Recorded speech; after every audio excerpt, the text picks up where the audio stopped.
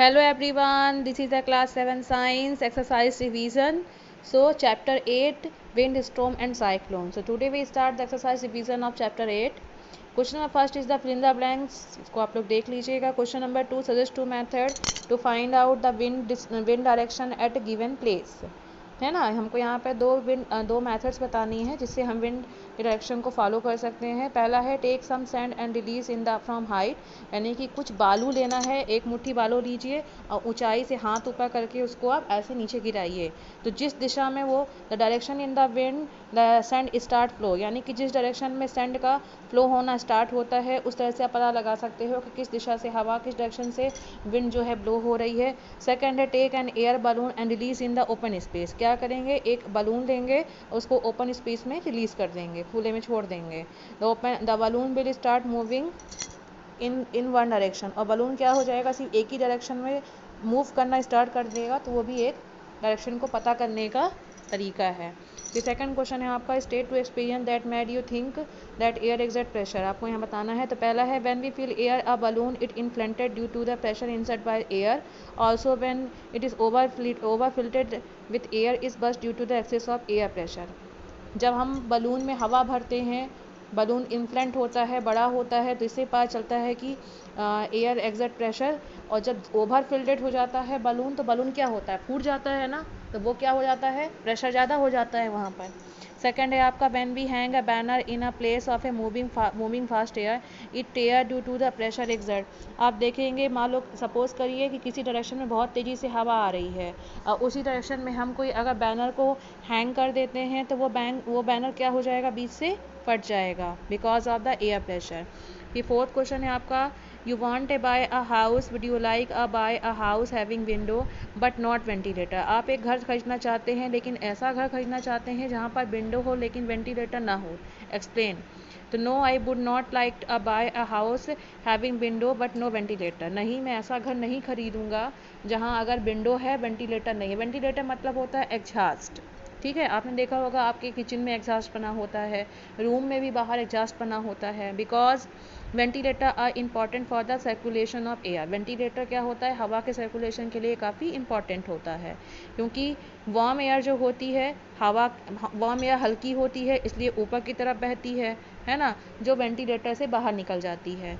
और जो कूल हवा होती है, कूल एयर होती है, वो हैवियर होती है, तो वो that moves in the through window making the room comfort. तो वो कहाँ से आती है, विंडो के थ्रू नीचे से आ जाती है जिससे रूम कंफर्ट होता है.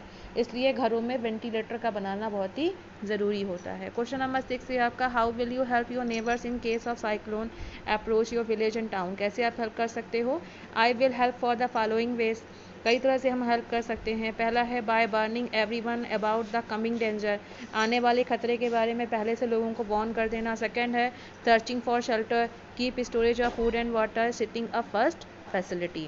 क्वेश्चन नंबर 7 है आपका what planning is required in advance in to deal with the situation created by a cyclone. क्या प्लानिंग हमको रिक्वायर्ड होनी चाहिए साइक्लोन की बनने की सिचुएशन में. Setting up cyclone warning town, ये सेटिंग करना चाहिए. Setting up cyclone shelter, setting up food and water storage, setting up first aid facility also.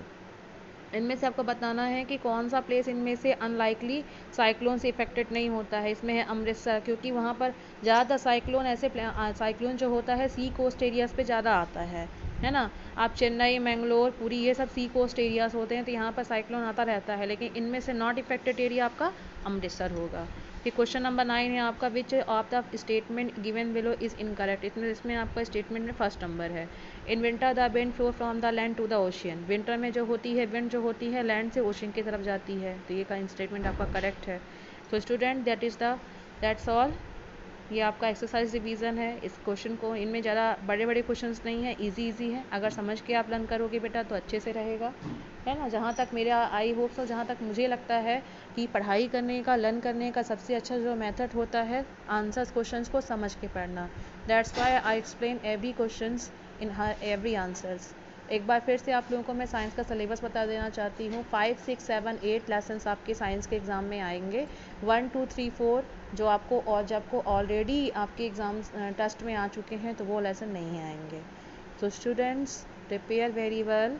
ज़्यादा कोर्स भी नहीं है, अच्छे से पूरा एक्सरसाइज लर्न करिए, कीवर्ड्स पढ़िए, और अच्छे से हर चीज़ पढ़िए। Between the lesson also you learn.